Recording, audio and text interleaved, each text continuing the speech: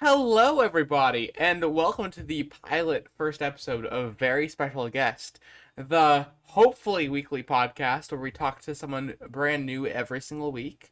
Our guest this week is. Quarterless Ryan. Hi, hello. Hi!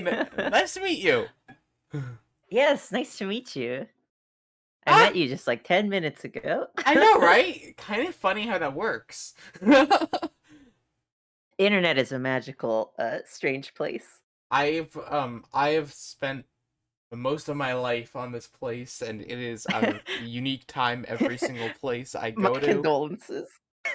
I, dude, I've been on here since I was like 11 or 10, and like, why? Why? It's so funny, you know? Yeah, I, oh gosh. Now I'm just thinking about like, I'm already veering off topic. You're fine. There is no I'm just thinking topics. of like, the good old computer lab days where the teacher would leave the room for 20 minutes and like, everybody would just play flash games or like, so when everyone I know got into RuneScape. Wait, they got into RuneScape in like a computer lab at your school? Yeah, That's funny. because it was like the computer lab and then also our public library. If you had a library card, you could have like an hour of computer time a day. So after school, everybody would go to the library just to play more RuneScape. Oh god. That seems like quite the time. Like, I went to the library for like an an after school activity and stuff where I like planned activities there. And the computers were, of course, weird there too, because it's like in the kids area, it's always like you can see, oh, this child who cannot watch YouTubers at home is taking advantage of the library to Uh, do it. yes, that's true. I also definitely watched a lot of like a lot of let's plays where I was uh dodging age restrictions and so on. Well, Let's Plays are just such a weird like concept in like general because I remember, and I don't know if your family was like this, but my dad growing up was always like, why are you watching someone play a video game instead of playing the video game yourself? And for a while I was like, huh. But then I found the perfect rebuttal. I was like, why do you watch sports when you don't when you could just be existing, you know? See, it's so funny because like, a friend of mine asked me that now and again, and she says, like, "I had an older brother growing up, so I had to watch him play all the time. Why would I wanna, like, continue to watch for people?" Where it's like, I had 2 older brothers also, but, like, I don't know, there's, like I don't actually really watch a lot of Let's Plays anymore, but I think there was just, like, a slight coziness to it, but also for me, like, I have this, it's not like it's a unique problem because a lot of people I've talked to have the same thing, but, like, I can't focus on a single like, one single thing at a time. I need to have, like, 2 things going on in my head. So, like, say if I'm playing a video game or whatever, I need to have, like, a podcast or a Let's Play or a YouTube video going as well, which unfortunately, I guess, means for YouTube content, I don't actually watch a lot of it. I listen to a lot of it, but, like, I don't Uh, really watch much. And d- I think this is unfortunately also why I fell out on reading because like reading takes so much singular focus. Like I can't even like listen to music while reading or whatever, but because my brain needs like two separate tracks of thing going to be pleased. Yeah, I completely fell out on reading. I fell out yeah. a lot on like properly listening to music because it's like, oh well, if I'm listening to music, I need to be doing something with my hands or whatever. So yeah, I don't know. Like I get let's plays, but for me, they've always been kind of like what people call like air quotes second monitor content. Not that I would know. My computer is. I think my computer would explode if I tried to set up two monitors. But I like that general idea. Yeah, no, I get that too because I'm at that point too. I've got like a few games that I play, and I always like for certain games because like it honestly depends on like what kind of a game you're playing. I feel like for like listening to the things because video essays are like perfect when I'm playing a game that's like not reflex intensive, or it's like I can like focus on that. Like strategy games, I love listening to video essays during. Um or I'll flat out watch like a movie or something. Meanwhile, like I'm not gonna I'm sorry to admit, but I play League of Legends sometimes because it's just a good chill thing to do, and I cannot like listen to people talking for that one because I'm listening to my team yell at me and be like toxic in the chat. Yeah, that's fair. I won't judge you for playing League. Good. I played about 2 hours of it and I went, "Oh, this is not for me." But like I get it. One of my brothers has like 4,000 hours in Dota 2. Oh my gosh. And I just so like I understand. It's just very much not for me. So, but my way, so everyone always like judges like League players like instantly and stuff, and so my solution is like, no, no, no, no. I play a League while listening to Mitski, guys, and that usually takes people by surprise, as it has done now, because that's not the soundtrack you'd expect someone to play League to. You'd expect them to play it to like some kind of gamer intense music, and like I had a phase where I did that. But honestly, calming music's just actually really nice during the game. Oh yeah, absolutely. I had the summer for me that was I think oh yeah, it was the summer between grade 9 and grade 10. Hmm. I moved to like a completely new place. So like I didn't know anybody, right? So I was just like stuck at home because I don't want to go outside and socialize. Yeah, I still don't, but I didn't at the time that's the either. real world, gosh darn it. Yeah. So I spent that like entire summer, and this was like 2011, mind you, I Mhm. think around then, like 2010s, right? But I spent that entire summer playing Diablo 2, which is, I want to say that's like 98, 99 when that came out. So the game's very old, but Mhm. I just spent the entire summer playing just super old Diablo 2 on this awful netbook. And just, I listened to all of Death Cab for Cutie's discography. And when I hit the end of their current discography. I think at the time, their most recent album would have been oh, I forget the name of the album, but the one with like "Home Is a Wait, Fire" what's the or band called? "Death Cab for Cutie." I have never. That is. Oh no, they're I've. one of like my favorite bands of all time. It's a lot of like they occasionally will do some like cool guitar stuff or whatever, but for the most part, it's like really soft music with really like pining vocals and like I'll. eh, I'll have to yeah. check them out. Yeah, I mean, I love them, they're one of my favorite bands. But yeah, so I spent an entire summer just I would listen to every Death Cab album while playing Diablo 2. When I hit the end, I would just restart and listen to every Death Cab album. And Diablo 2 itself is also a really repetitive game, so, like, I've. I don't know, I think I ended up in some strange fugue state or something, but I I mean, look back on that summer fondly now, so completely understandable though. Like I feel like the media. I feel like with experiences like moving and stuff, the media that you experience like growing up is like such a like big thing for that. Like I moved schools. I also moved schools once where it was like between fourth and fifth grade, so I was like child. Um and and there I will forever remember that summer because that's the summer that Gravity Falls came out, which is one of my Ah, favorite shows of all time. yeah, I got to it way late, but when I finally got to it, amazing. I I was a cartoons child in the 2010s. That was like the Gravity Falls community was my first community on YouTube. All the Oh, way back nice. because younger me was like, I'm gonna upload YouTube videos at the age of like 10, and surprisingly, it worked. And now YouTube has that whole, and now that whole channel is tragically not being uploaded on because no need for it. Ah. I called myself Roblox Ruler 1 because you gotta do things definitively. Yes. Yeah. You gotta just go the extra mile and consider yourself and then I eventually changed the channel's name to Entertainment Lord, which is like the most generic title of a YouTuber ever.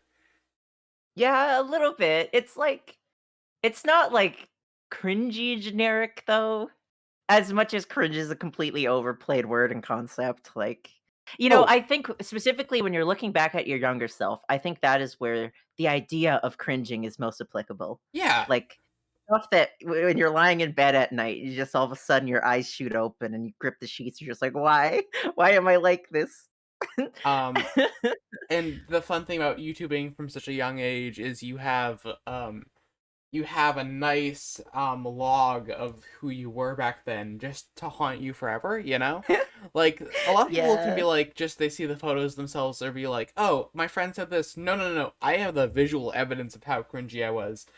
Because like middle school and like late elementary school, I got into the cartoon community, which is a weird time because there's a lot of like just weird stuff that happens within that community's like personalities and stuff. They're a weird bunch, but little me ate them up because you want to hear them talk about the good shows and stuff, or a rant about bad shows. And dude, internet criticism used to be so weird. Still is, but it used to be Yeah, weirder. I do agree. I think it's in some ways matured, or Mm. at least in some ways become more even-handed. But definitely still a bit weird. But I think I get what you mean. Back like everything was always this, I think, like overblown, over exaggerated, angry rant. And I think it was very hard for people to ever, I guess, genuinely show enjoyment of something or like gush. I think gushing overall is still in some places, but I think back then especially was very like looked down upon, I guess. I think a thing with it for me and stuff with like like video essays nowadays are so much more analytical, but like back then, one of the names that I got into like around middle school was I got into the Nostalgia Critic, and Doug Walker's gone in, which by the way, Ah, fascinating character. Um, yes. like the other thing is like the Channel Awesome crew's kind of yikes, but like Doug Walker in particular is I think such a more nuanced like character to like look at and stuff because his entire career is so fascinating, um, from the outside.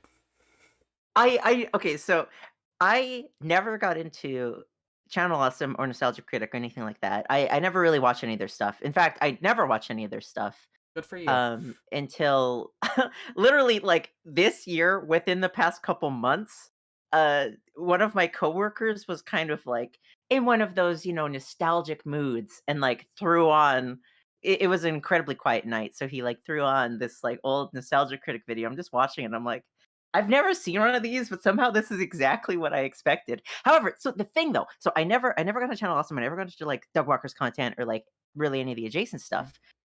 But for the past 3, 4 years, I don't know what it is. Anytime anybody makes, like, a video or something about him or about his content or about Channel Awesome, I watch it. And, Yeah. like, I don't know, I'm so fascinated despite never having been in there. I think he is so fascinating, and everything about that whole enterprise is just so fascinating, and I don't know why my brain, as soon as I see anything about it, I'm like, "I gotta watch that." Well, part of it is like I think everyone just loves to see a good train wreck. Um and Yeah, and yeah. and the whole thing too and stuff is I just like there's other things like okay for because I get that way with pieces of work like the because the Homestuck sagas and stuff, the Homestuck videos that happen on the internet, I'm always like fascinated with because Yeah. I never even read that. My cousin once showed me like a bit of it, but it didn't like grab me because it was like the first bits. And then I never got into it, but I liked reading about like how much it existed and stuff. I like it, but it's honestly, I'm being completely honest here. I like looking into that stuff in a horribly, and I will acknowledge it, in a horribly toxic way, because I only knew a couple people that were into Homestuck, but the people I knew that were into it, I didn't like. And so I always felt weirdly spiteful about Homestuck. So that whenever there's anything kind of negative about it, I like eat it up. I'm like, yeah, that'll show those people I don't even know anymore that liked this like 15 years ago or whatever. I'm Ugh. I'm not a very like spiteful person in general. I believe in the like the positivity like agenda and stuff, but I will just like Big positivity, yeah. well like and not toxic positivity. I believe in like being positive so you can like try to hopefully make things better in the end, or like Yeah. optimism, because optimism is a coping mechanism, because the world's how it is. No further elaboration needed, Yeah. yeah. I think the audience got what I think the audience understood that and stuff. Yeah. Heck yeah. I've, uh oh, I suppose actually I'll wait to get into never mind. I will circle back to this, I swear. Okay. Yeah, no, it's like it's weird because there's not a lot of things I'm spiteful about, but for whatever reason, it's just I really didn't like those people and just that stuck with me. It was like 2 people I knew. I try not to be spiteful though. I feel like that's the worst way it comes up. Fingers crossed, I hope that's the worst way. If there is a worse way, I'm not aware of it, which is even worse. That's valid though. Uh, Oh, I'm it's choking on this coffee. no.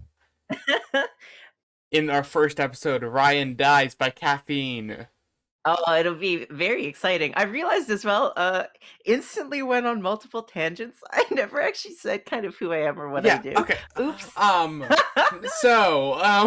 sure you're still around, guys. They'll probably still be chilling. It's a podcast. All right. Feel free to introduce yourself, my friend. Hi, I am Quarterless Ryan. I call myself that because I run an audio only Let's Play podcast called Out of Quarters. Audio only Let's Plays, or as I like to call them, audio only video game Let's Plays, just because everybody else in the community shortens it to AOLP, but I like extra letters when you're doing that, so I'm like As one does. AOVGLP. Yeah, it's like just throw more in there. It's fun. I mean, hey, if that wasn't there, I mean, like, if that wasn't there, I think people would think that it's like let's play a board game, like an audio recording of a board game, which I think is probably a weirder thing because it's like a bunch of people talk. Well, actually, it would be a social deduction thing that you can kind of like see, but yeah, Yeah, in a way that I guess would almost be similar-ish to like the real play like Dungeons and Dragons podcasts. yeah, Except for I think a board game beard. would be a bit weirder because it's got less of that overall narrative. But yeah, so audio only Let's Plays are kind of exactly what they say on the tin. It's like imagine like a YouTube Let's Play, right? But it's audio only.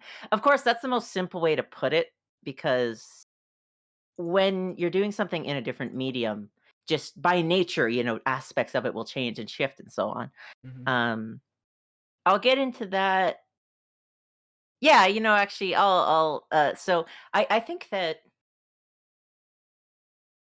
in a lot of ways, so I this is a bit tough to get into You're doing because great. Don't worry. thank you. Unlike video Let's Plays, there are so many different ways to tackle this that Hmm. there really isn't one kind of like unified form of them. Because I think that there probably maybe is some room for YouTube Let's Plays. However, I don't think it's ever really been explored. I think YouTube Let's Plays as a whole are very, they're you film yourself playing the game, and And then you ask people to subscribe and comment and and as people like, subscribe and all that. yeah. Yeah. And it feels like I haven't really seen too many unique takes or spins or alterations to that formula, where I think it's one of those things where sometimes I think having a limitation actually sort of breeds further creativity. Oh, definitely.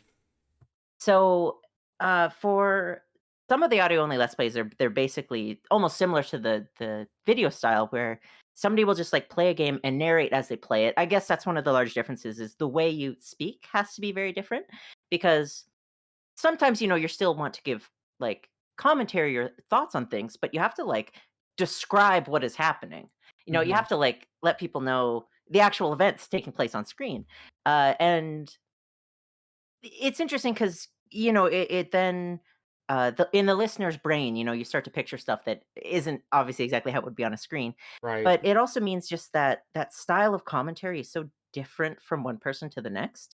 So there's I'm just gonna start dropping names of some of the ones in the No, that's community. valid as heck. So you have, say, like Locathor does Locathor's audio only Let's Plays. Very simple name for Locathor, but also the way he records is simple, but he does it really well, but his style is literally just to like he plays the game, records himself, and then just puts it out largely unedited. And so it is in a sense very similar to the video style Let's Plays. Right. And then you have so a lot of the classics I haven't fully listened to yet. So as far as I know, I think some of kind of the first people doing this, there's Daniel K, who is Dan K is I've only interacted with him a little bit, but in my interactions, he is just so sweet and like supportive. Is it a Uh, smaller community? yeah, I think that's the really fun thing is there's probably ones out there that aren't like within this community, but normally whenever this community kind of like finds, an audio only Let's Play in the wild, they say, "Oh, hey, we've got like this whole group, there's like a Discord set up and so on." I guess actually I'll get into before I get further into elaborating how I fell into it is like my brother had been making one for 8 months and just didn't mention it. Your brother and you? Uh, I'm I do. sorry. I do have two brothers, although only one is in the AOLP scene as well. Uh, Valid. but yeah, my brother Brett, he runs one called Skeleton House. And I'll get into their setup real soon, but he'd been doing this for like 8 months and just never mentioned it. And then just like finally on my family just has like or like me and my brothers just have this like little Discord channel or whatever. He was like, "Oh, I'm gonna switch, from my old like account to just his new one because he was just using his show one everywhere now." So then he pops in with his show one. I'm like, "What is this?" And he's like, "Oh, yeah, it's just a thing, I've been doing." I'm like, "What?" And I look into it, and he's like 8 months into this project. The way they do it is quite interesting though, because well, so what he would say is that his style is largely, I would say inspired. He would say ripped off from two people. One is Daniel K, who I mentioned, Yep. and the other is this group called No One Can Know About This, who I still need to listen to. If I remember right, I think they're one of the first ones, and I think that they're playing through either all of or a lot of the Final Fantasy games, uh, I've which never is touched one of those. interesting. Oh god. Oh god. This will get cut to like an hour from now, and I'm just rambling about FF14. It's honestly completely valid because talking about whatever is just so much fun. All I know about the Final Fantasy scene is like the Final Fantasy house story. If you've Oh, seen, yeah, yeah. um, No. Yeah. Yeah. Yeah. Yeah. Yeah. Talking about, I think this is before you started recording, but we were talking about some of the creators we like. yeah. Down the rabbit hole stuff is so well made. I love it so much, and it's one of my bigger inspirations in what I'm trying to do and stuff. Because like, it's just I love how he's so unbiased and like so calm when dealing with situations that most YouTubers are like not good at handling. I think. Yeah, I've looked up like a couple like kind of like interviews or like podcasts he's been on and stuff, and Frederick Knudsen is so good at like he he always it feels like he's always giving everybody like a very like fair chance, and like he Exactly. seems really good at kind of seeing the situation from like as many angles as he can, and just his research as well. The Austrian wine poisoning episode That one's is so like weird. the amount of research that it took to, like, get that video where it ended up is, like, insane. Um, but yeah, so, Final Fantasy Host, that is yeah. So, No One Can Know About This is I think Final Fantasy based. I unfortunately haven't listened to them yet, even though they're one of, like, the classics. The thing is that a lot of these people have been doing audio only Let's Plays for, like, a year or 2, and in that amount of time, like, large bodies of work get built up, and so I'm still, like, listening through backlogs and backlogs and backlogs. But yeah, so, my brother's set up Skeleton House, unlike, say, Locathor, who just kind of, like, straight records, uploads, minimal editing. The way my brother Brett does it is that uh, the two people he lives with, Jess and Steve, Hmm. they play the game, and as they're playing the game audio is being recorded, but like they're just kind of like, oh, what's your stance on cussing? I don't do it myself, but like it just yeah, I personally don't swear, but it's one of those things where it's like I don't care too much about it. So yeah. Okay, that's okay. I'll find a better term. I was just gonna say, well, I guess to sanitize the term, Yeah. as Jess and Steve play, they're just shooting the manure, if you will. Like they're just kind of gabbing, making fun of the game, kind of jabbing at each other. Some of the games they play are very frustrating. The first game they went through is Deadly Premonition. I don't know if you're familiar with it. I am not. It's a very cool game. It might as well be Twin Peaks fan fiction, but As the one does. gameplay itself is incredibly frustrating. The next one they did was Super Mario RPG: Legend of the Seven Stars, which is a fantastic Super Nintendo I've heard of that Mario one. RPG. And then their third season is Silent Hill 2, one of the best games of all time. I've However, also heard of that one. it's very good. However, their last like chunk of recordings, like they were so close to the end, just kind of like something happened. Brett's still trying to fix it. It's been a few months, so he just started just like a Nuzlocke. Oh, But fun. and Pokemon Nuzlockes are such a like there's kind of like a joke around of like Oh, well, you're not really an AOLP till you've done a Pokemon Nuzlocke, I because it's just the state of how they go. Pokemon Nuzlocks are just watching your friends die in front of you. Yeah, so I- y I was maybe a bit too excited about that. No, that's valid as heck. But yeah, so his setup is like Jess and Steve will play and they'll kind of like, they'll chat to one another, they'll get frustrated, they'll like rib at the game, they'll rib at each other. And then my brother's role is that he kind of acts how he describes at the start of episode is he's like, oh, he's like your eyes and ears, but he also kind of gives like commentary. And so in between just like the straight audio of Jess and Steve playing, there'll be like cuts to Brett in the future as he's editing. And he'll kind of explain like the setup of like, oh, here's like what happened, like here's what you see on the screen, and he'll be like, oh yeah, the camera pans up and you see the raincoat killer and like all that, right? And then kind of in Yeah. between his narration editing in the future, he cuts to like, Jess and Steve, then he'll cut to their reaction of them being like, that's kind of like a very basic example. And Understandable. so he's kind of got this interesting setup where like he is like the narrator and then Jess and Steve are playing, and it's this really unique style of setup. And he'll just say, he stole it from no one can know about this, but Right. it's one of those things that like I feel like you don't really see changes in format quite like that in the video let's play space. Like it feels very stagnant. Um, I so then, oh sorry, yeah, No, go I ahead. was gonna say I completely get that. Like with a video Let's Play space, I feel like for a while that the style was just unedited gameplay and stuff, and it's slowly like been shifting because like I'm not exposed to like too many of the like Let's Play series aside from like the Minecraft scene because Minecraft's just a really fun game to watch for like creator driven stuff. Um, Mm-hmm. and I'm not super duper like experienced with that, but I think it's interesting because like the format is just so I feel like it's kind of so creator driven, if that makes sense, as is. Like Yeah, yeah. like the format hasn't changed too much because I think it's kind of like for video let's plays they nailed on the first try where it's like just trying to get someone's like personality to pop with it. Yeah, Cuz it's almost like it's like a solved problem already.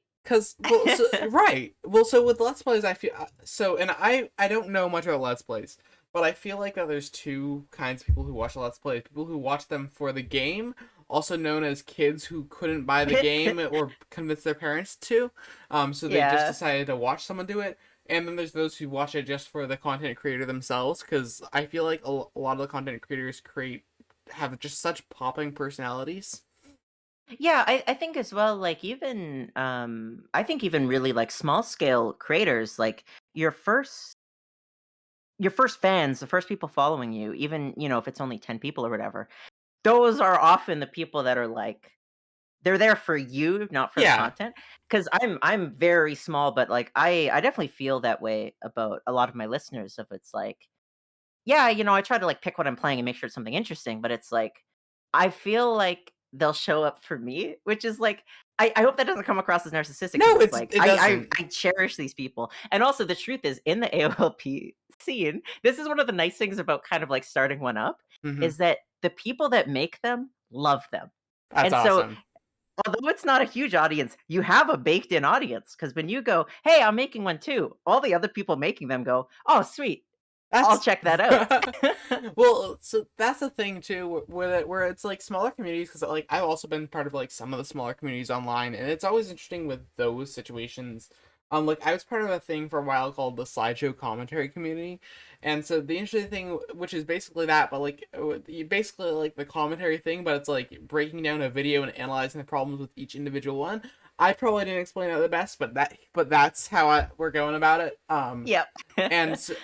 And so the interesting thing though is like when a community is like loyal and stuff because they love it. I think niche communities have such like a sweet little spot versus like the bigger communities where it's so much more varied and stuff. Like in the gaming community on YouTube is like the biggest one, but like for podcast, Yeah. I bet for podcasts and like audio only like let's plays and stuff, it's a much smaller thing because like a lot of people with games probably are like there to see the game, but it's honestly that's fascinating to me.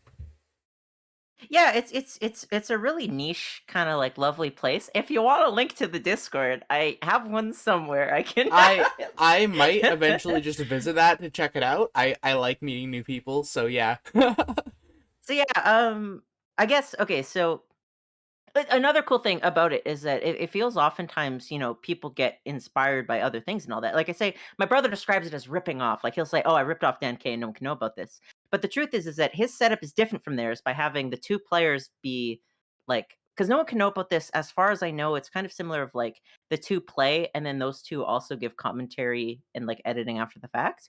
Yeah. Um, where his is like, well, it's already different by having the players be different from the editor. And the cool thing is that he presents himself as an omniscient editor, but I love that. isn't actually one because he edits because everybody also edits these completely different. The way Mhm. he edits is he edits completely just like in a line. Like he won't go back to re-edit something.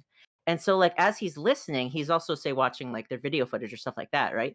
And so he'll preemptively call stuff. He'll say like, "Oh yeah, they're about to do blank." And then he hasn't actually watched the next 10 seconds yet. Mhm. And so he'll say that as his like omniscient narrator perspective.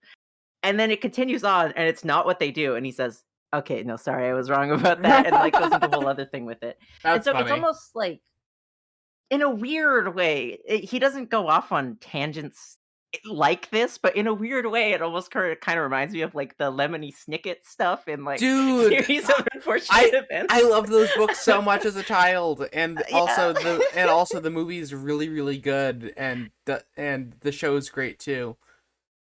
I never did watch the show, but I do remember enjoying the film, even if it was like a bit quick. The Um, film's quick, but it's still a Jim Carrey performance, and Jim Carrey yeah, performances are always just Jim Carrey. He's iconic. yeah.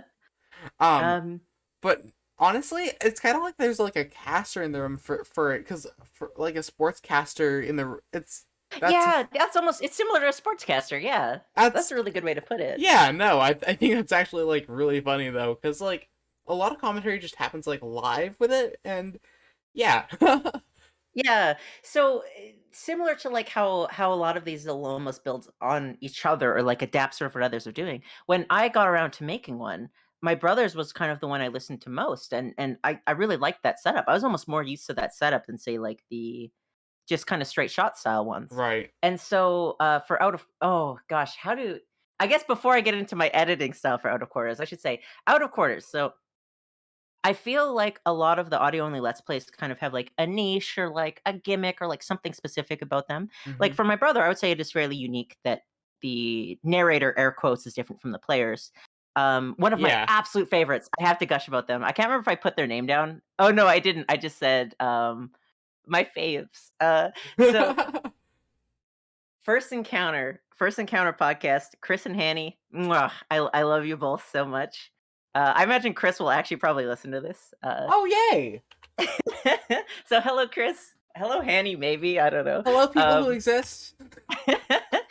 So first encounter is so cool because they were going for like a year and a half on their own, just doing their thing.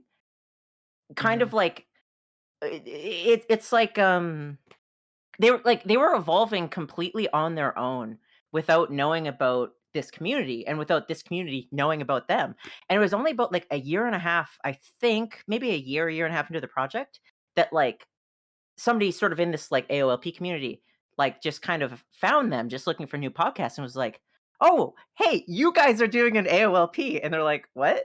And we're like, "Yeah, like you should come, like check out all these other ones and stuff like that." And they joined the community and they're just so good. But their first encounter gimmick that they did is like they are like lifelong best friends. Aw. And one of them, Chris, one of his favorite games of all time.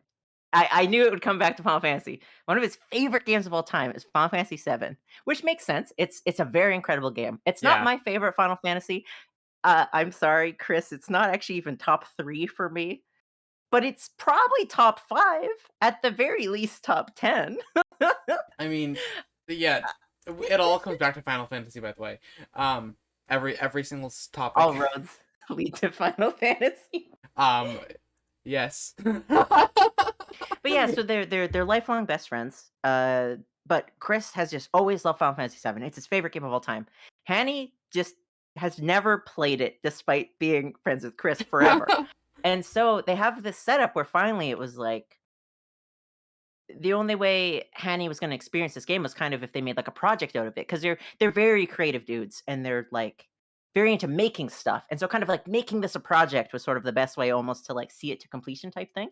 Yeah. Um, and so it's really cool. So you have, like, the recording of them actually, like, playing through Final Fantasy VII, but they do a really cool thing where, at the end of each of their play sessions, they would have, like, a breakdown discussion, but, like, the breakdowns wouldn't be, oh, just like a breakdown of, like, "Oh, here's all the narrative events that happen."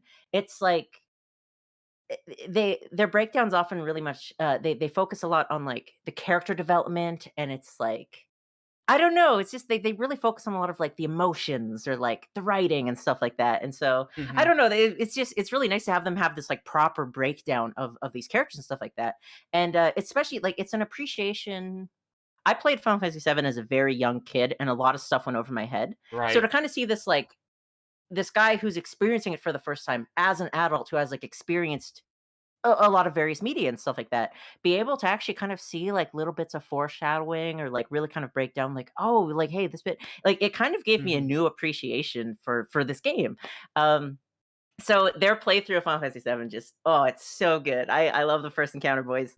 Their That's second season, they decided to do, one of Hanny's favorite games of all time that Chris has never played, that's which is, funny. Legend of Zelda: Majora's Mask.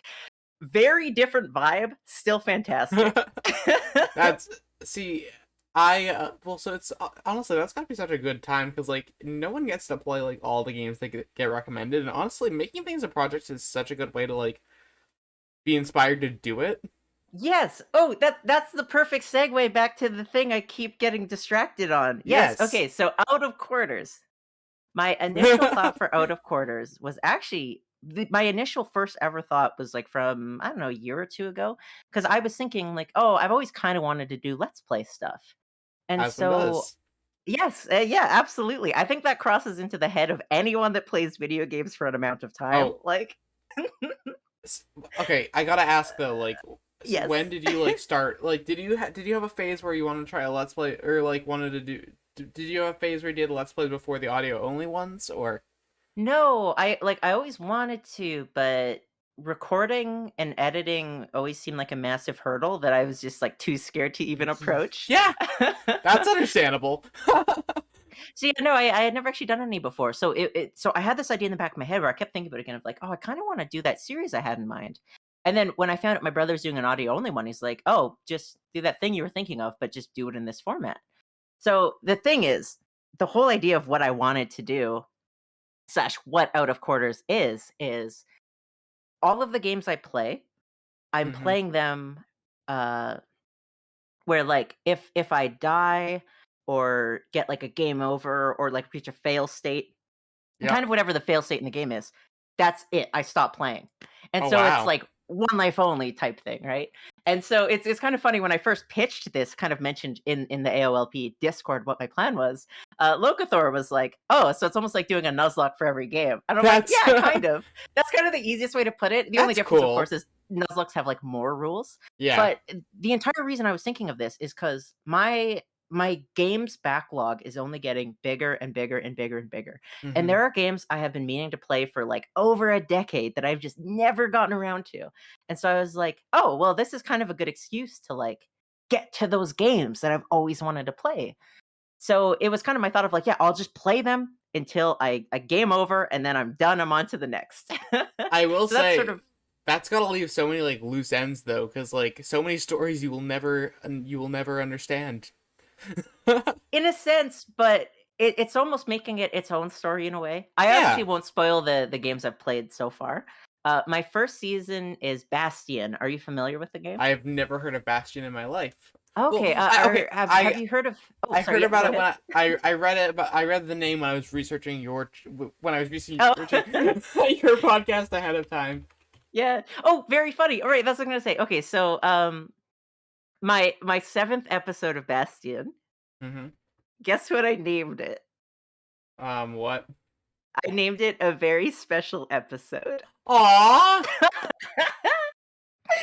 So it's so funny to me that when I saw the name of your thing, I was like, "Oh, oh." Uh, yeah, no, this name just came because it was like, so I so I've been like considering doing this podcast thing for like a few months now, but like my other ideas were like the interview show, which is a way too generic name. There was also an era where I was considering, hey, what if I name my podcast All About You, which has been taken. A lot of these things Yeah. are taken because the podcasting space is like huge. But I thought about it and I was like, very special guest. It's partly inspired from like the Muppets again because yeah, I took a bit of the model from Jim Yeah. Henson, my beloved. Um, and then also it's partly inspired because I just think it's a good way because like y'all, everyone who comes on, you're a very special guest.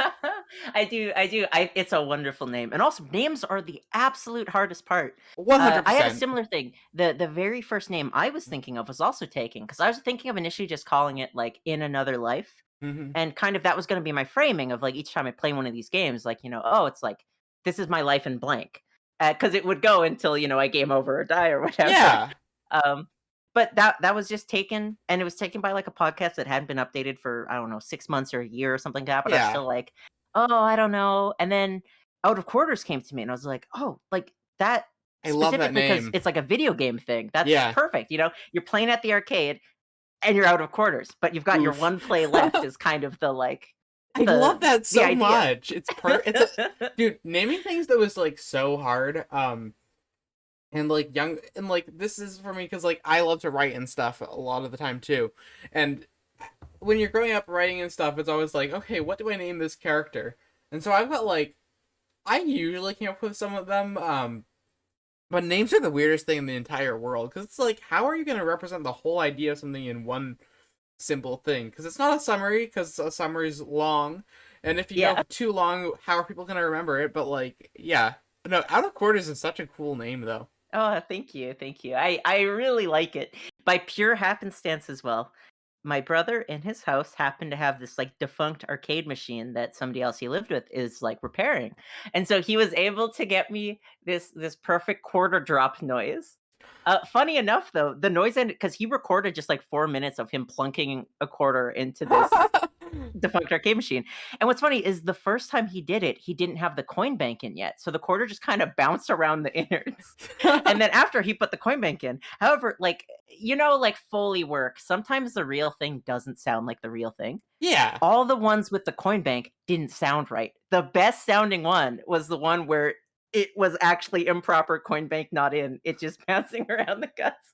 So that's the one I use in whenever I'm starting a new game.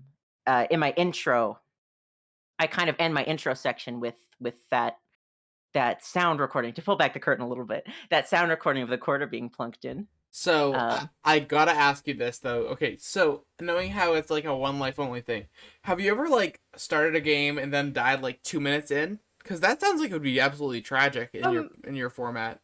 Not yet. I'm only on my third sort of game. Yeah, Um, that's One valid. of the games I played doesn't have fail states. I kind of just I even like labeled it interlude because I was just like it was kind of in between my first big season and my second big season, which is what I'm currently on. And Yeah. so I was like, oh, I just kind of want to do a little buffer interlude episode, low stakes. And then I do have one oh god. So this was I have a bonus episode. I call it my cursed token bonus episode because I feel like the episode is cursed. How The so? concept is cursed.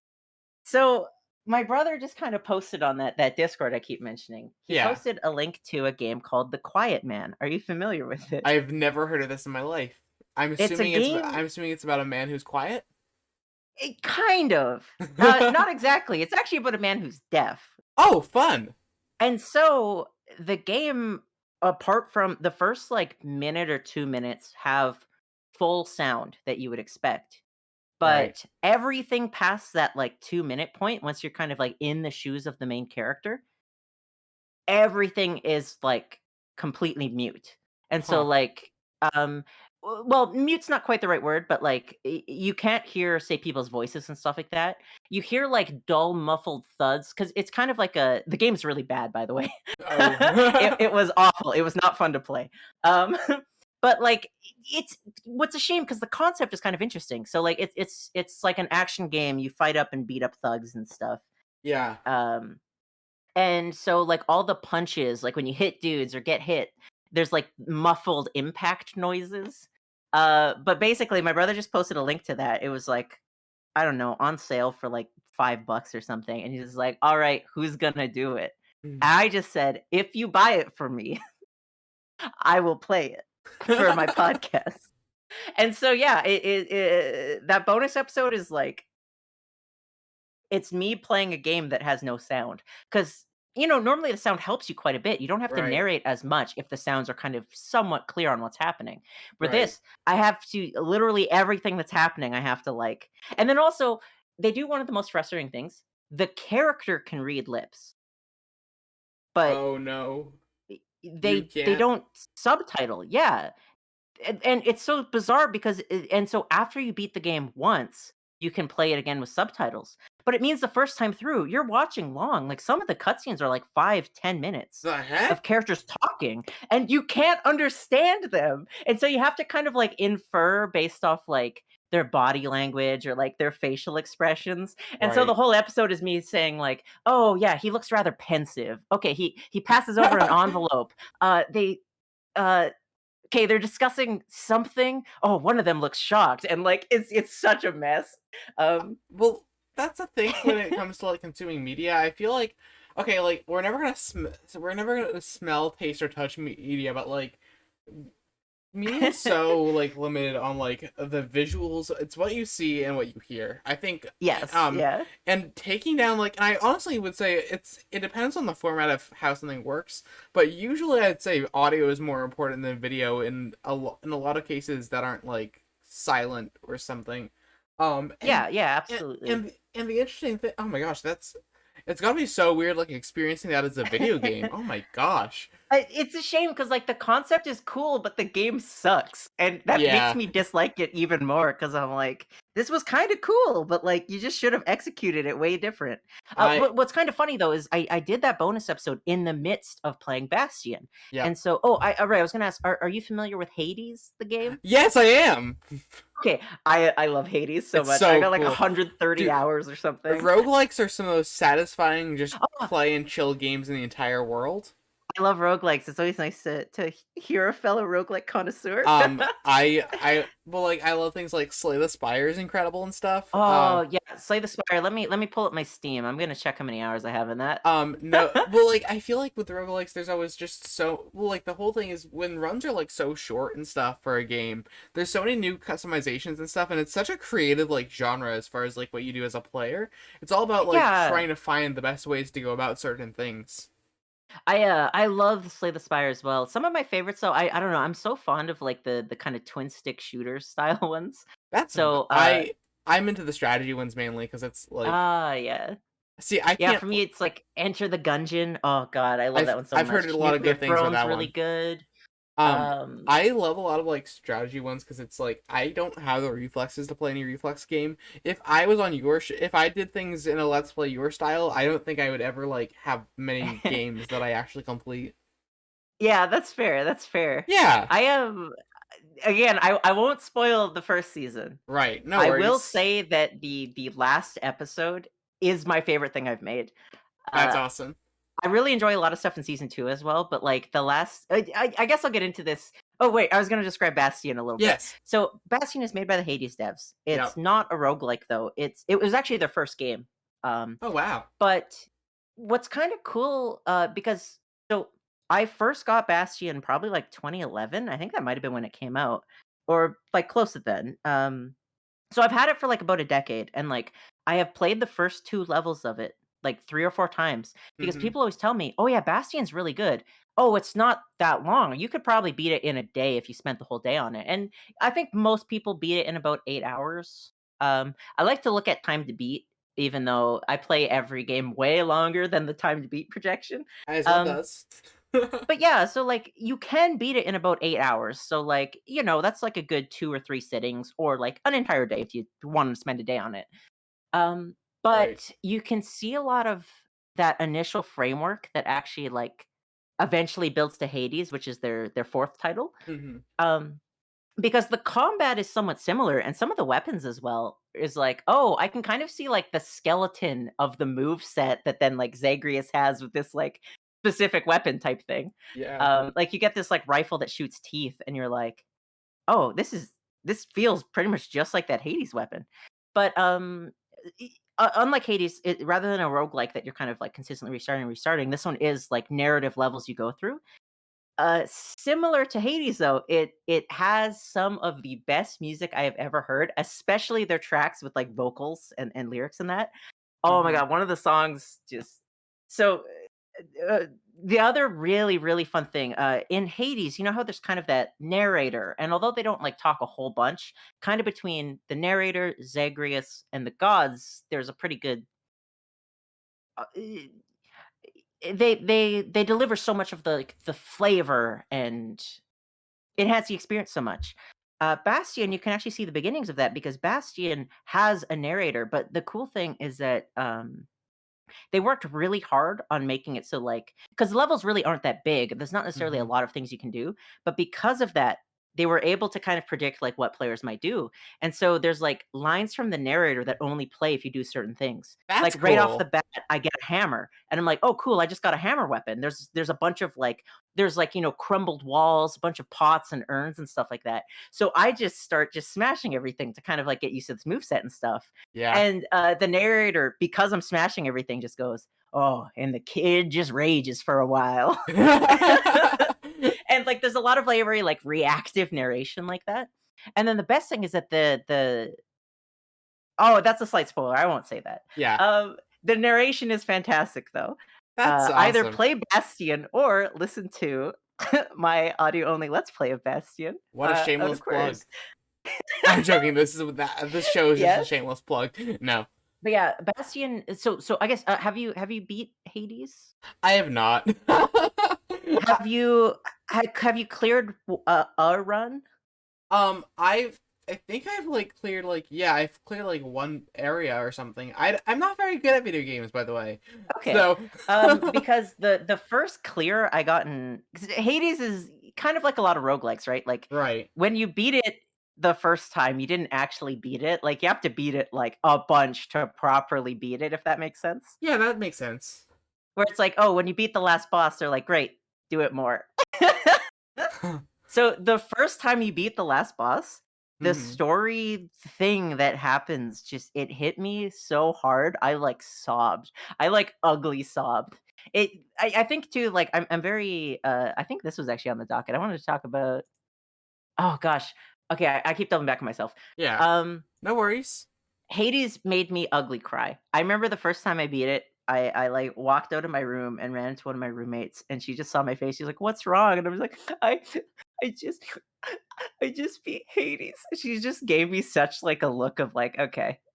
I thought this was a problem. This is fine. I feel like reactions and stuff like media and stuff like there's some people it's almost so weird because you always meet some people where it's like yeah I don't cry in movies or I don't cry in games and it's like do you have a soul? Yeah, so that was kind of one of the things I want to talk about is that for me, I I cry really easily, but for me as Understandable. well, I find crying really cathartic. Like I really get that kind of release of emotions feeling from it. Like I enjoy crying at fiction. Yeah. I guess is maybe the better way to put it. No, that's a great way to put it. And so to me, that's actually the mark of if I like something or not. All of my favorite things have made me cry.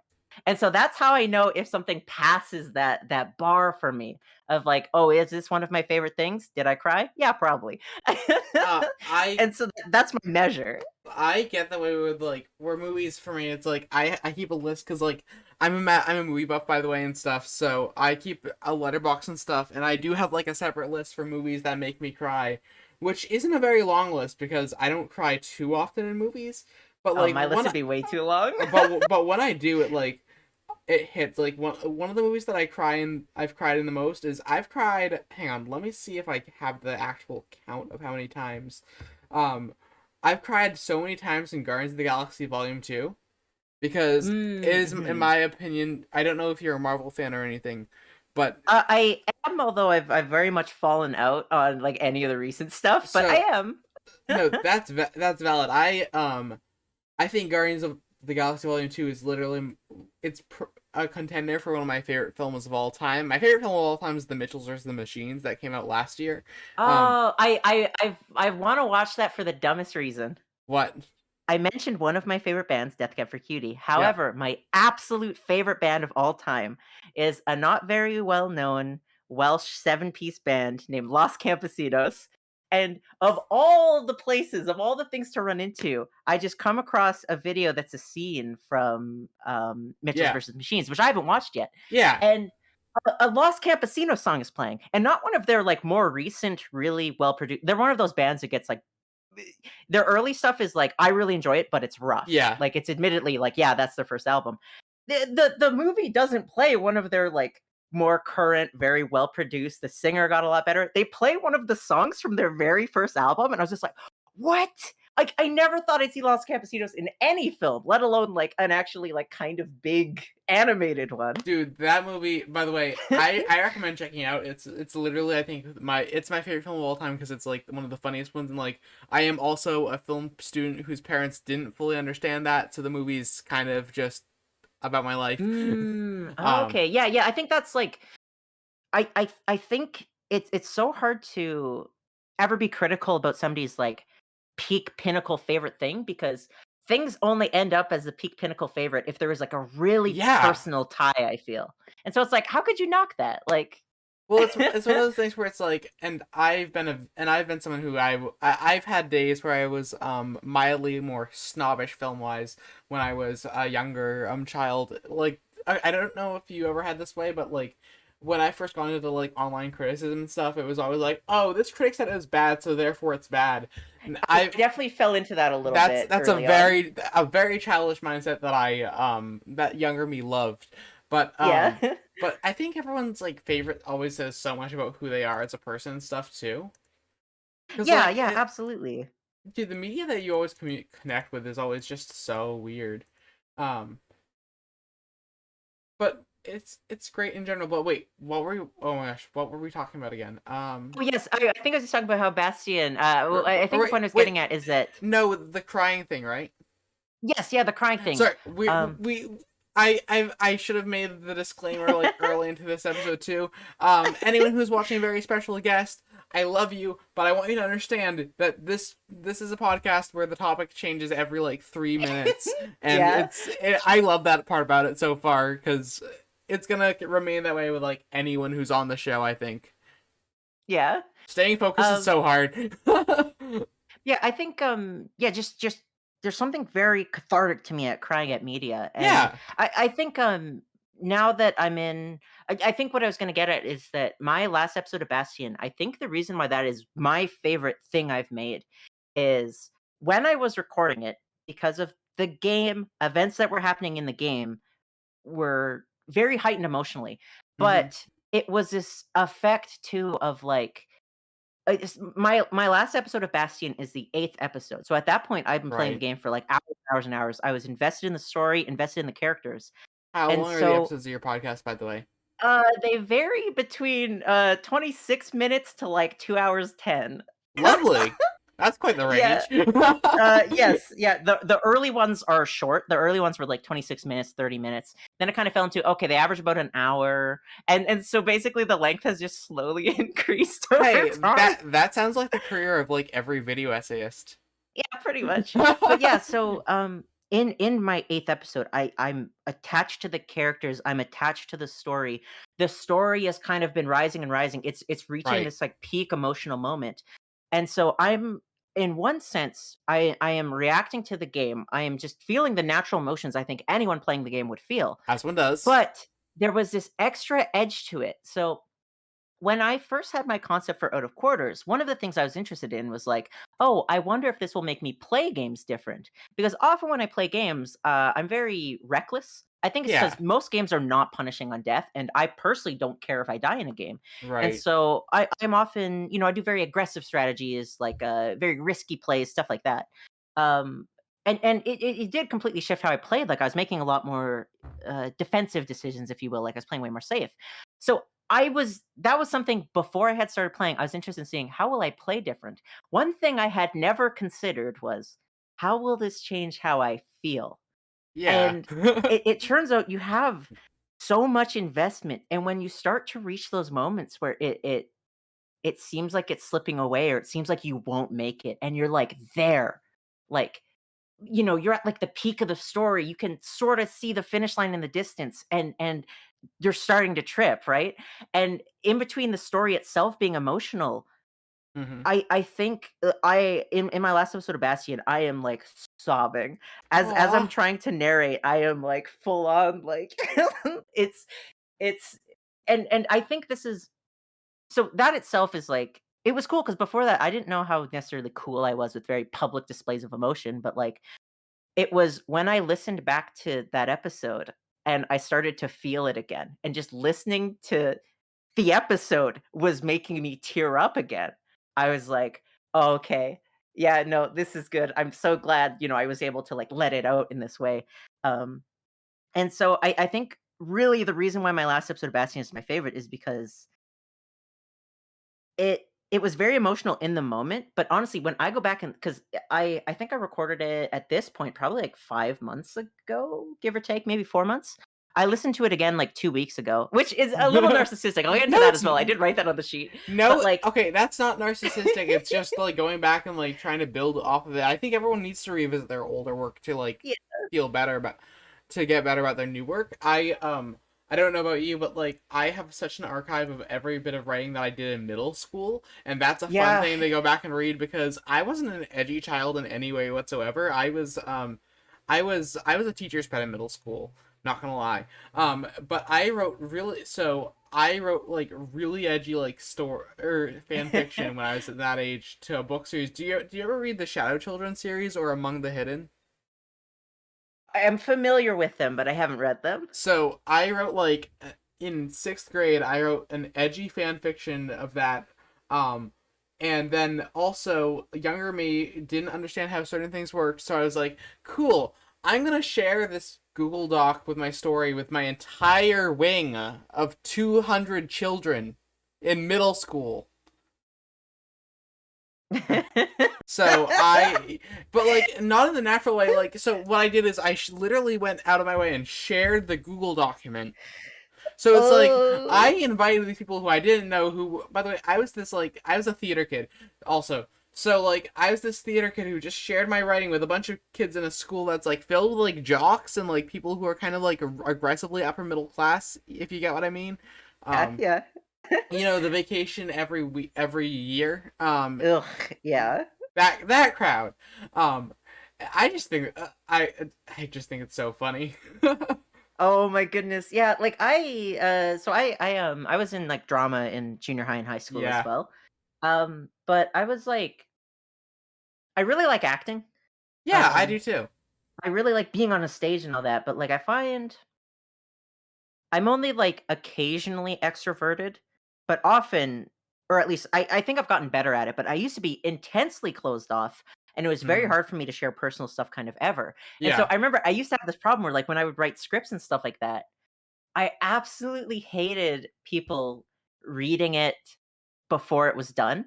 And it made it Yeah. tough whenever, you would write just kind of like a short scene or whatever. And like, everybody in class, or like some people had written scenes and you'd get like, two or three actors or whatever. And like, Yeah. you'd have to rehearse and you kind of rehearse in this common area.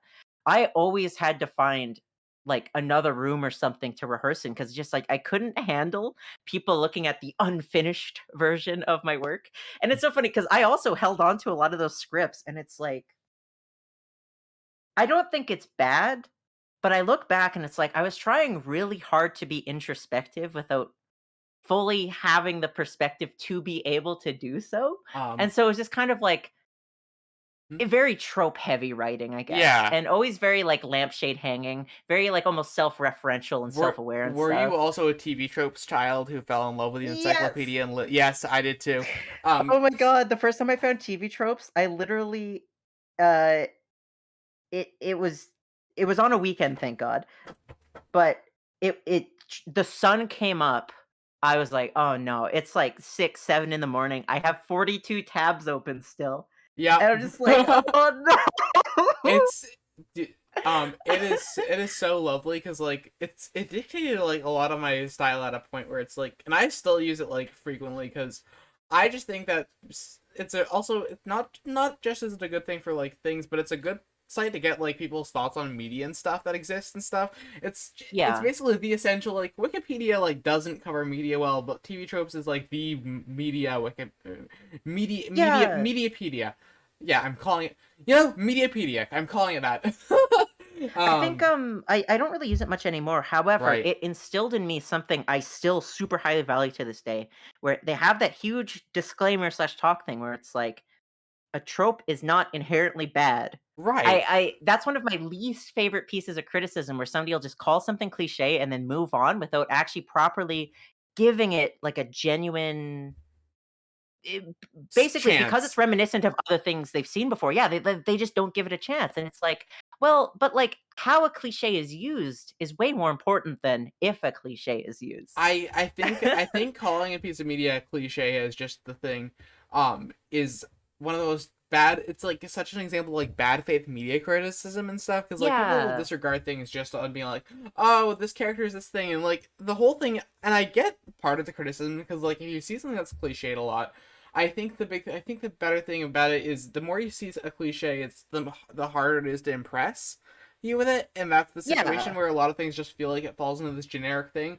Where I think, and also something being cliche is a criticism where it like doesn't really apply to anyone who's like only exposed to this. Like if you're watching anime for the first time, which I've watched a bunch of in my life, Yeah. there's certain shows that always seem like it's like aggressively cliche, but like not when you first watch it. Like my first anime was Sword Art Online because Oh, okay. yeah, and that show is, it's rather cliche, or in terms of like It how follows a lot of the shonen tropes. exactly. Yeah.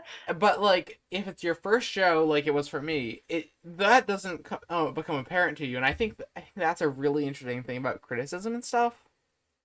Yeah, it's so funny. Actually, one of the first this is gonna sound maybe like bad parenting was involved. It wasn't, I swear.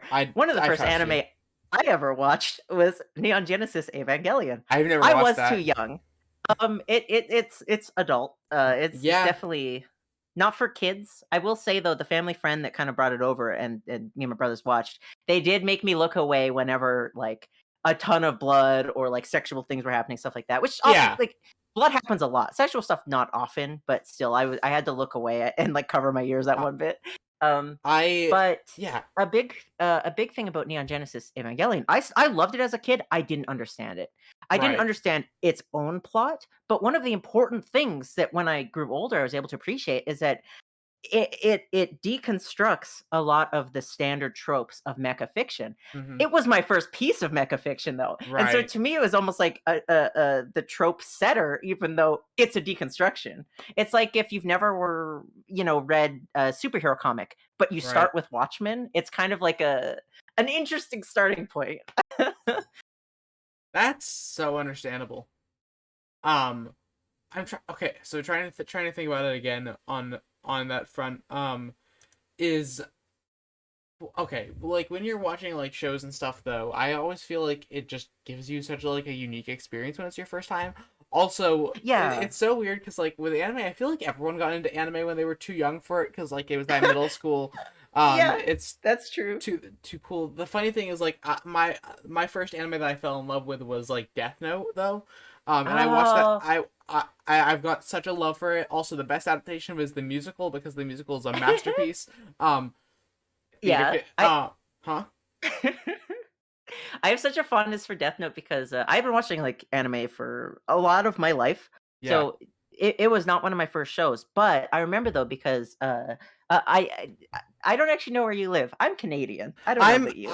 I'm from Maine and I'm currently based in Vermont. So Okay, in Canada, there's not a lot of channels that would show anime. At least not when I was growing up. right. The only one that really would was one Teletoon called or YTV. oh No, we didn't have Toonami here. oh no, Yeah, I mean, or don't you guys have Teletoon though, or like We had Teletoon, but, I think it was specifically, like, Canadian Teletoon I still can't believe. because the Oh, you the go. only time they would play anime was occasionally every few months, Friday night, they would play Akira. Bakugan or something too.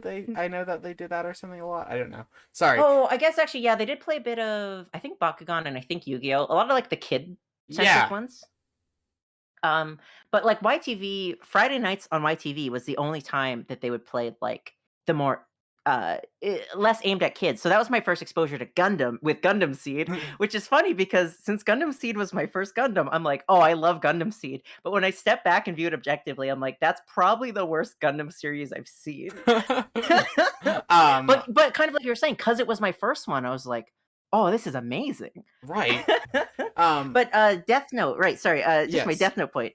Death Note has a place in my heart because I've been watching a lot of anime. I'd always tuned into the Friday night block. And I remember once I went over to a friend's house, and that friend just did not watch anime. We just played video games together. But I was like, oh, hey, like I've been watching, because they would play Death Note in that Friday night block. I was like, I have to tune into the next episode. And so he was like, yeah, sure, whatever. So we put it on. And Death Note always has a special place in my heart because even with this being like a random episode in the middle, he was like edge of his seat, like hooked from there. He didn't watch any anime before, didn't watch any after, but for Death Note, he was in. So I think that Death Note's one of those shows where, so first of all, so my dad hates like most animated things. Like he got into Avatar and SpongeBob and stuff when we were watching his stuff. But my dad, funny thing about my dad likes the live action Avatar movie. Oh, okay. I watched it again recently. It's fine. Like it does not hold up whatsoever, though. No, it's pretty forgettable. I mean like Wait, no! Yeah. I was thinking of the wrong one. Yeah. Oh God. He liked that because he likes Shyamalan's stuff.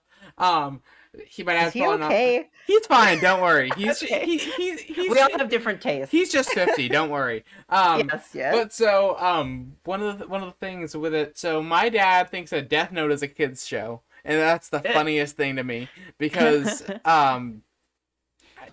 yeah, he just thinks all animation is for kids. My dad's probably not listening to this because he doesn't really like follow like the internet stuff. He's still on his front page of TikTok, still just dances. I love you, Dad. But it's just always so funny for me. But how people's like perceptions of media like changes and stuff so much. Oh my gosh, media is so fascinating and stuff. I think that's in a way, just circling back to like Let's Plays, I think that's somewhat an appeal of it. I don't really watch like full Let's Plays anymore, Right. but one of the game I spend all my free time playing. Oh. We're circling back to Final Fantasy. I just have to Google something very all quickly. roads lead to Final Fantasy. They do. We established it. Yes, truly, this is the alpha and omega, the beginning and the end. Why is my? Oh, there we go. I just thought of the bad animated film when you said that. Gosh darn it! Oh no! Have you heard of the critically acclaimed MMORPG Final Fantasy XIV with an expanded free trial, which you can play the entirety of A Realm Reborn and the award-winning Heavensward expansion up to level 60 for free with no restrictions on playtime? Ryan, this is not a sponsored stream. I don't know what you're doing with this, but now I have to start. I just want you to know that this is not a sponsored stream, so how dare you? No. The FF14 meme kills me to this day. But yeah, it's kind of the only thing I play in my free time now. But that's understandable. It is. I've never really been an MMO player before. It is an MMO, massively multiplayer online game, if you will. Because like I played a little bit of RuneScape, like we mentioned, but like I never really got far in it. I played several free like Korean ones back in the day. I played a bit of MapleStory, never got far. Played a little bit of Fly for Fun, never got far. Played a lot of Mabinogi, but I didn't get far. I was just role playing with people, so like kind of playing. So World of Warcraft, I got to level 8 on a priest at a friend's house. Right. That's my history with MMOs. So that's funny. My history of MMOs is Toontown, Wizard 101, and Club Penguin. Oh hell yeah. I recently watched like a 40-minute video about Wizard 101. Oh, there's a 40. I'll have to check one of those out because that was a funny game. Yeah, to just plug someone completely unrelated who is much larger and will never know I plugged him. I've been watching some of this guy on YouTube. He's this British man, very well dressed. He always has a cup of tea, but Uh-huh. his name is Josh Strife Hayes, and his entire channel is about MMORPGs. It's just That's his type of game, and so he has this series where the title of it sounds very negative, Oh, and I've he is heard of negative him. to a lot of these games, but he's Yeah. got this like the worst MMORPG question mark. Wizard 101 was one of them, and he was actually overall positive to it. I think he was just negative about a lot of their free to play aspects, which is fairly typical for his show. I mean, like, a lot of free to play aspects are just really ridiculous, anyways, because, like, most things that say that they're free to play are absolutely not, and they are lying to your face. Yeah, they're intensely predatory. Yeah. Um, dude, I have such an issue, and this is a topic for another day. But I have such an issue with the mobile space for games, Oh, with how yeah. for some reason mobile gaming companies have been able to cultivate the most toxic marketplace I think we've ever seen.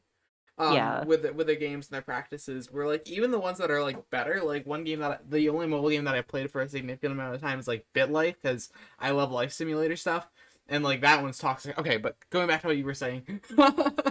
Oh yeah, yeah. So just his channel's pretty cool, but yeah. So FF14, I tried it about 5 years ago. Kind of bounced off just because since I never really played MMOs much. Literally, it was just like the UI. I looked at it, I played for a bit, and I just went, "Oh, there's so much on my screen. This is so hard to just look at and pay You're attention to." good.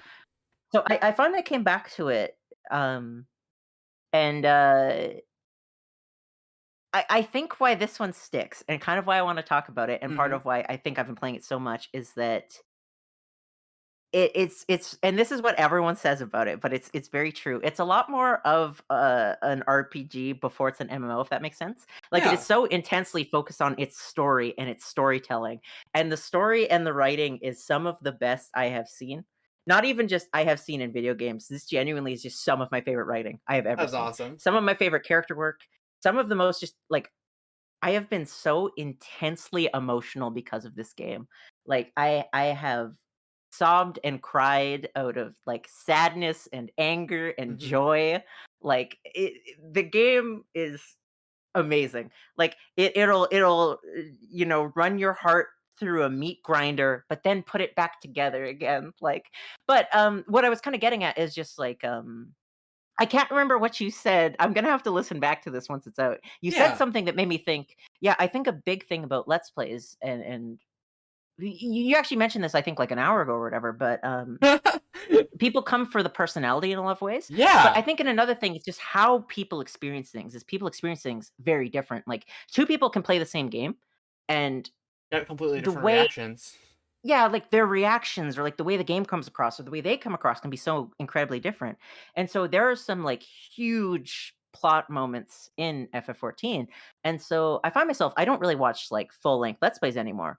But sometimes when there's like something huge that happens in that game, I am so curious what other people's reactions are. And I go specifically and find like that 2 hour chunk or whatever.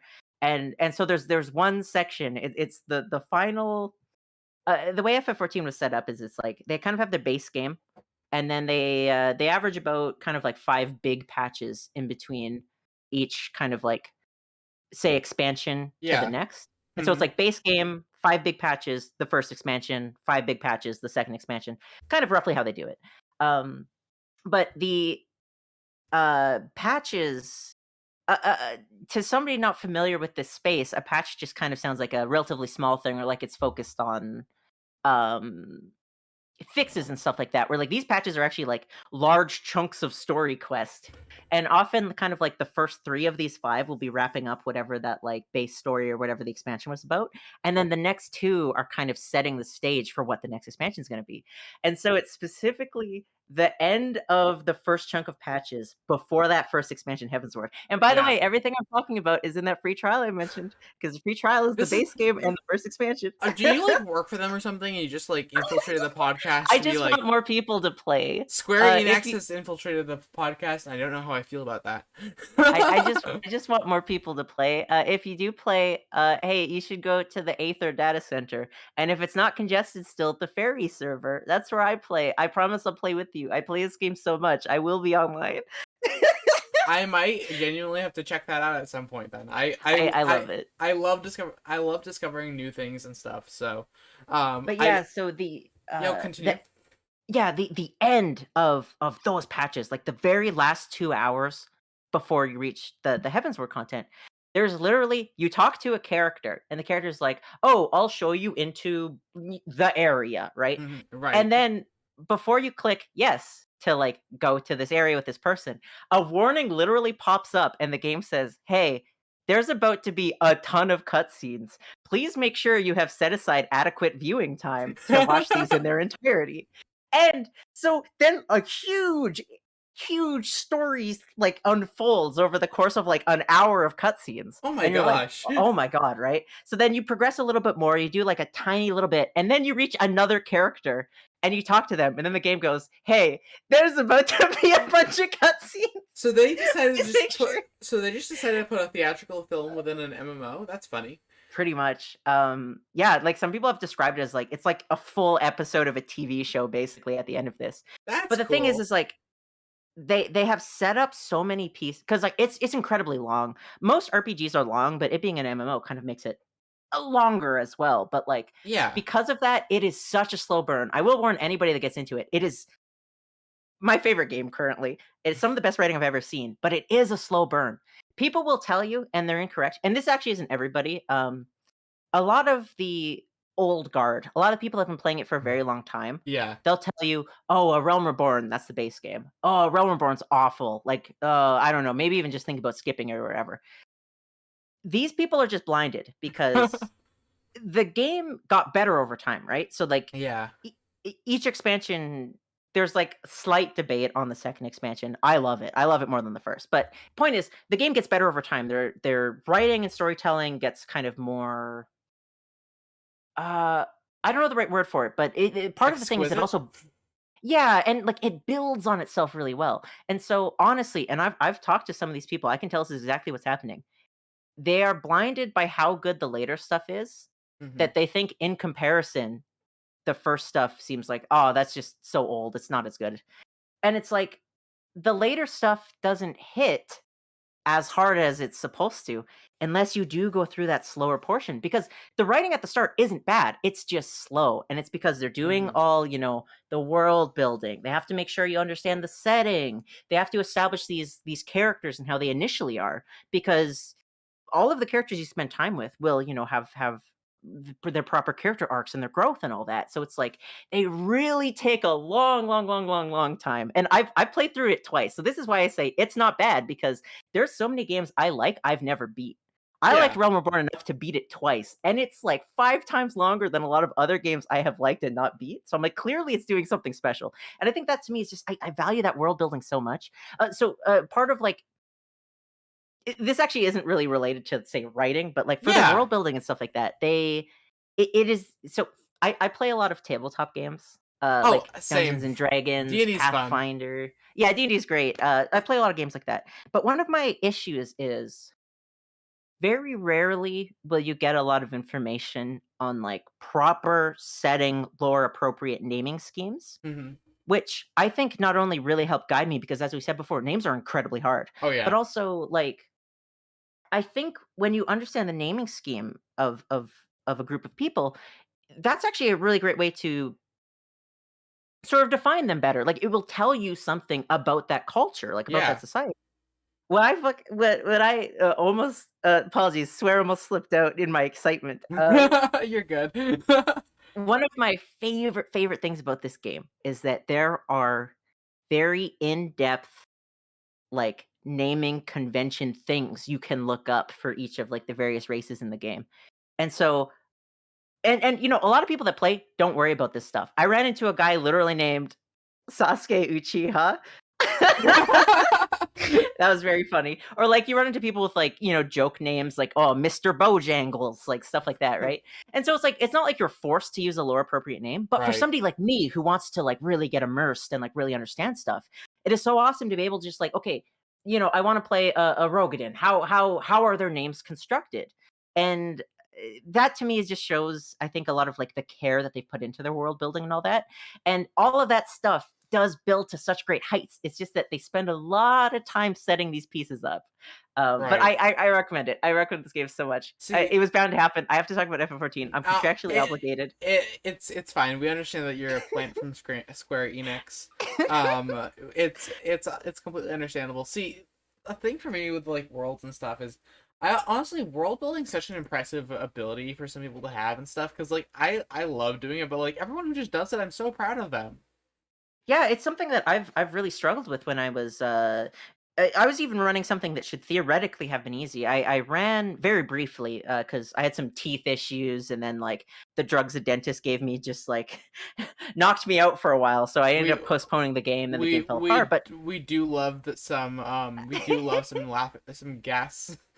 yeah, some of the stuff they give you, oh man, I lost like a whole week basically. Oh wow. Um, yeah, it was rough. I had a root canal, so it was a whole thing.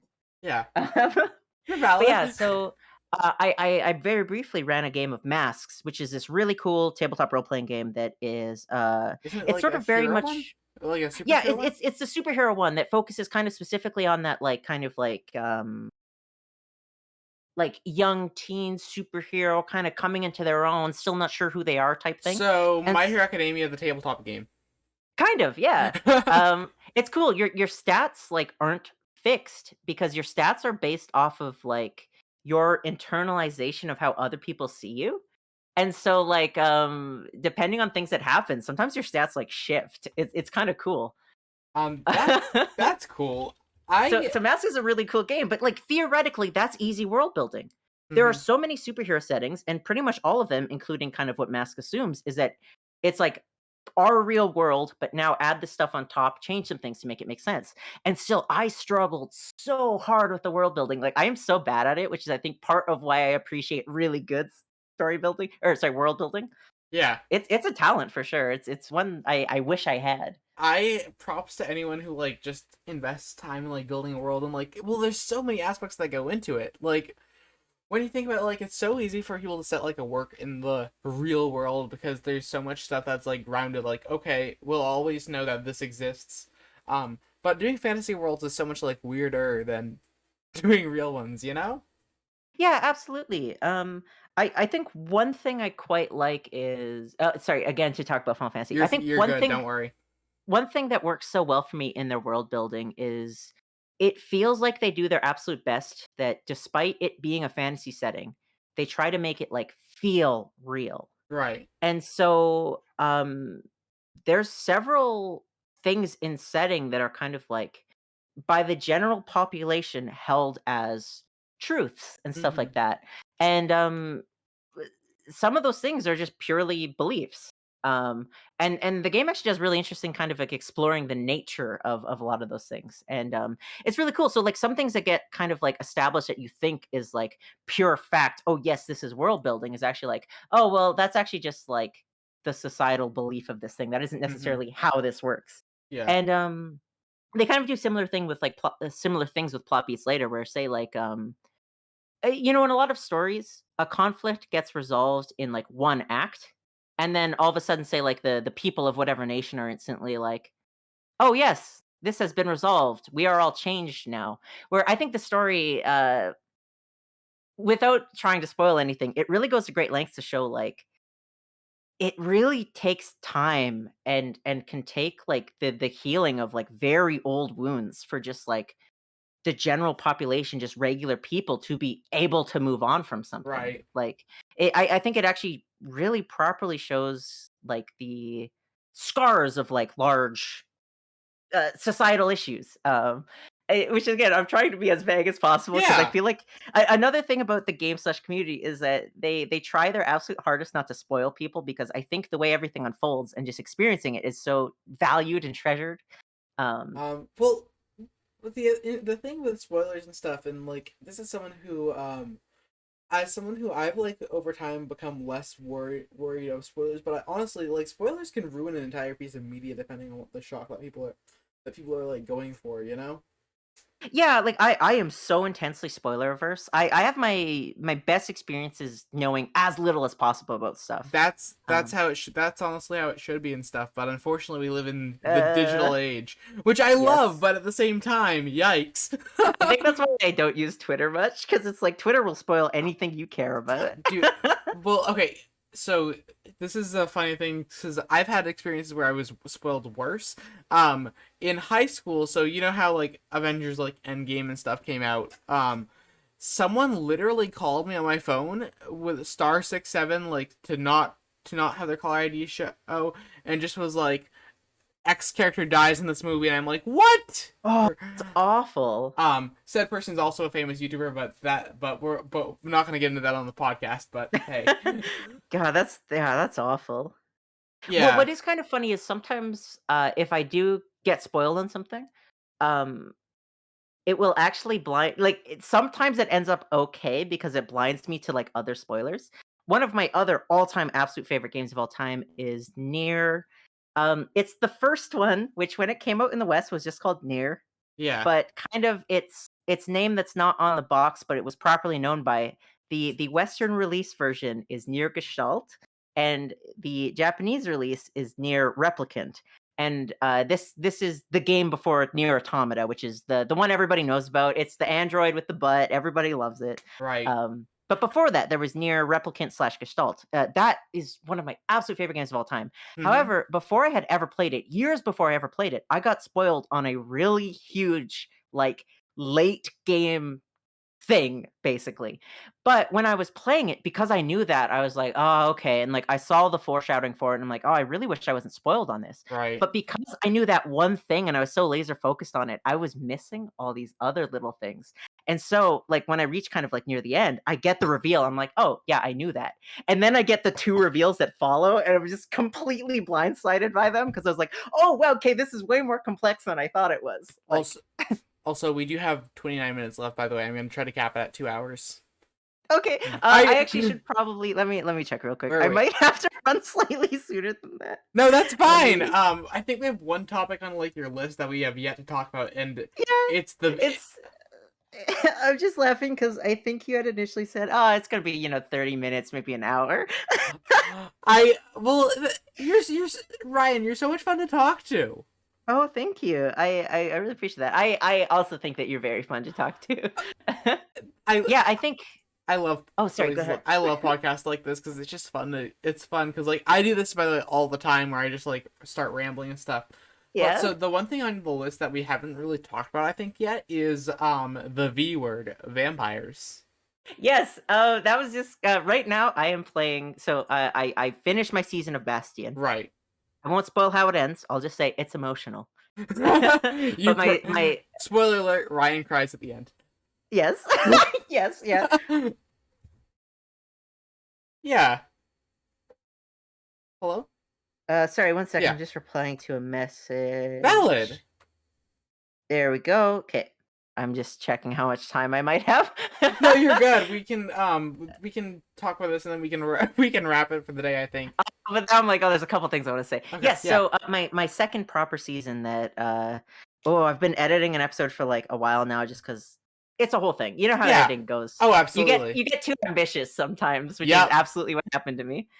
But uh I'm currently playing through Vampire the Masquerade Bloodlines, which Okay. similar to Bastion, which sat in my I really want to play this, but just never got around to it. Vampire the Masquerade Bloodlines, like it first came out 2004. I like read about it in a game magazine, Mm-hmm. and I just wanted to play it. It seemed cool. You're a vampire. It's an RPG. Yeah. What's not to love? Exactly. So so I've been playing Vampire the Masquerade Bloodlines. It's really fun. Have you ever played any of the Deus Ex games? I have not. It's structured very like similar to that, both the first one and also like the more recent air quotes recent Yeah. releases. But yeah, so part of my thing in Vampire the Masquerade is I've kind of just been talking to people about vampires. So since I'm talking to you, I thought it'd be fun of just like Yeah. What? How do you feel about vampires? If I just say the Uh, word vampire, what jumps into your head? I just picture I picture just like the monster and stuff. I think they're kind of interesting characters with what you can do with them in any fantasy setting. And I also love how like everyone just does a different thing with them, which is cool. One of my Yeah, they're favorite so malleable. So Yeah. one of my favorite tropes and stuff is the all blank monster are different and stuff, because like every universe I love has their own like unique takes on them, and vampires are just like the classiest of all monsters. Not gonna lie, because it's like Yeah, absolutely, because absolutely. like they got to be invited inside, um, inside and like as long as it's not like a bloodthirsty like a monster one. I always just I think that every like horror movie monster has such an interesting characteristics to it and stuff. Because they all play Yeah, out so yeah. differently. Yeah, that's I absolutely love how malleable they are, and like they have such fun sets of weaknesses. But it's cool because it's like people just kind of like pick and choose or like make their own weaknesses sometimes. Yeah, Um, so yeah, it's Vampire the Masquerade has been super fun. It also has a lot of its own rules. yeah, It's fun. A character right at the start just kind of runs through which rules do count for you and which rules are just like made up. And so they'll right. tell you like, oh, maybe you've heard that, heard that. No, that ain't the case. That's good. and, and they're like, because the game takes place in Los Angeles, Yeah, and guns are a thing. You're I, going to encounter people that shoot you, that's and pretty so the realistic to the real world. yeah, and so the guy's kind of talking about like, oh yeah, you get hit with like a pea shooter, you'll be fine, you'll heal that off, no problem. He's like, but if you take a shotgun blast to the face, it doesn't matter, if they have like garlic or whatever. It's like you're gonna die. And so uh, it's interesting. Their vampires can just die to massive damage, basically. I well, think that mhm. almost a gameplay function, but I like that they have a character explain it to you of like, oh, several of the things you've heard about, not true. But hey, this, yep, you'll die. Well, it's so interesting too, because it gets so varied depending on one's like the sunlight weakness is differently interesting. Another thing that I watched recently is my friends and I watched we watched Legend of Vox Machina, the Critical Role TV show that they made. Yeah, I Um, keep getting ads for it, and I'm like, this animation is very, very neat. yeah. Oh, it's a neat show. I've got my own like issues with it, but I did like it overall, and it's always interesting because like like two of the antagonists or like one of the antagonists is a vampire, and it's interesting to see how the show like portrays it and stuff. Vampirism is just such a fascinating thing too. Yeah, I think especially once you start getting into things like Dampiers, like half vampires and stuff. Like I've always been a sucker for Castlevania's Alucard. Love I've Alucard. also never played Castlevania. I don't play a lot of like video games that people play. Like one thing I was gonna mention like earlier is I've never played a Legend of Zelda game, and people are always like, "What?" Oh, And interesting. I Yeah. know I love Fire Emblem and stuff though. Yes, yes. I a friend of mine just recently went through Fire Emblem Awakening, which I have very, very fond memories of. Um, I started with Radiant Dawn for the Wii. oh, nice. S- I kept seeing that as at a game shop where I live. However, because this is, however many years after the fact, it's like never been cheaper than like $120. I got it when I got it when it was 40, and that was lovely. Oh, incredible. Yeah, I've always wanted to play the two Ike ones because the Radiant Dawn was the Wii, and then Path of there Radiance was for the GameCube. yeah, I always wanted to play those, and I know I could emulate them, but like, oh wait, Nintendo, I didn't say that.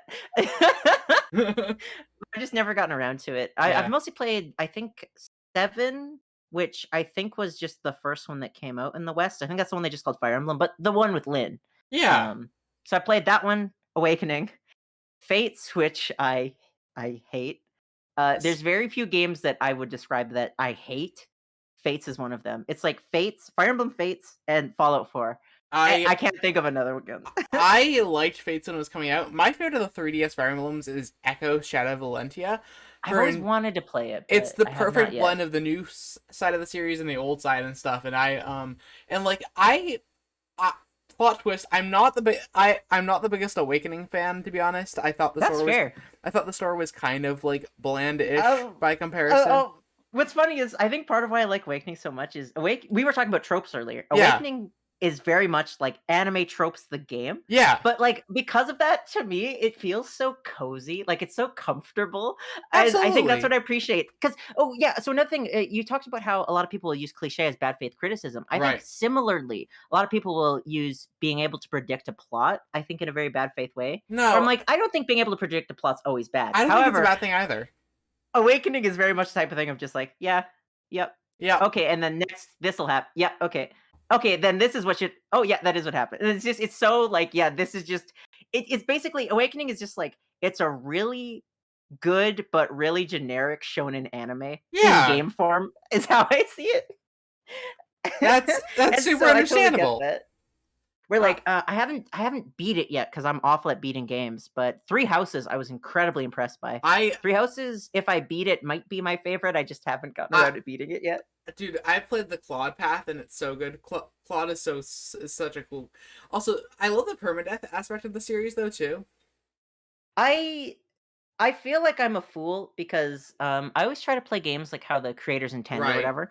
And so I go, yeah, Fire Emblem's permadeath. So I click permadeath on. However, whenever anybody dies, I do the LR select, reset, restart the fight. And I realize Yep. that like makes me enjoy it less. I should just accept, okay, you know what? Maybe I'll play on casual where there's not permadeath if I'm just resetting every time somebody dies anyway. One of my goals that would be fun to do at some point with like one of the Fire Emblem games is I think Fire Emblem was a good franchise to try to do like a multiplayer playthrough of a single person game. You get a bunch of friends in the room Oh. and each of them control a certain amount of characters Oh. and pick their actions and stuff, and then you kind of like work with that. I think that would be a really fun way to play through the series. Yeah, that sounds so fun. I did a similar thing once with one of my other favorite strategy games, or the recent XCOM games. Oh, I I love did that with I've heard of XCOM those. once, and it was so much fun. Yeah, no, I honestly that's another series that'd be fun to like try. I love the strategy games, like the aspect of like dividing the work up with people. Another goal idea, and I actually got this idea from a Frederick. I forget how to pronounce his last Frederick name. Knudsen? Yes, cool. Sorry, that's a weird name to pronounce and stuff. It is, Um, yeah. I well, so he mentioned he wants to do a stream at some point where he's like doing Stellaris, but like one person's being the diplomat and one person's playing the game, and like get a bunch of like people involved. And I Oh. think that, and if he doesn't do that and stuff, I would love to try doing that at some point and set up an event Yeah, that or does sound something. super fun. I'll, I love I'll, approaching stuff in kind of atypical, like asymmetrical co-op is a yeah, really cool idea to me. I honestly I think that's such a cool thing to do and stuff for games because like people design them a certain way and like a lot of the friends that I have at my college and stuff, my school has a pretty big game program for like game design, programming, and like art for it, which is pretty not too bad. But like it's interesting because you get to hear a lot of thoughts from like game dev students and stuff and like learn a lot about games that way. Yeah, that is really interesting. I know some people that just do like very casual, like they'll participate in like the occasional game jam and stuff like that. Yeah. And it's always so interesting talking to people that like do design, because just it seems like it really does affect the way that you view games, even like ones you're not making, like just ones you're playing or whatever. Well, they It's just know so much. That's the thing, and it's like, oh, that's so cool because like I feel like also that with like media also usually works that way too because like as a film major I see films like well, I don't know if I mentioned that I'm a film major at college. It's probably easy for people at this point with the information that was given in this podcast to track which college I'm at, but hey, the more you know. Um, but yeah, I feel like it's like almost bound to happen. Of like, yeah, oops, here's just some general info. yeah, it's fine. I don't care. No one's gonna be no, not many people are gonna be like, "Hey, it's you from the that," and that Yeah. sort of thing. But anyways, okay. So let's wrap it up, I think. Yes, that would be good. I've been having so much fun though. Yeah, we're gonna if you're definitely gonna come on again at some point if we because like this was like, dude, I think it's so funny. I started this podcast with being like, yeah, it'll be a 30-minute to an hour thing. I had a feeling. I was like, well, if you don't like stop me, it will definitely be more than that. Well, we both just talk a lot, and I appreciate that. Yeah, it's Yeah, no, talking is definitely it's a thing I do, and it seems like it is also a thing you do. But it's I, very fun talking with you. yeah, no, I talk.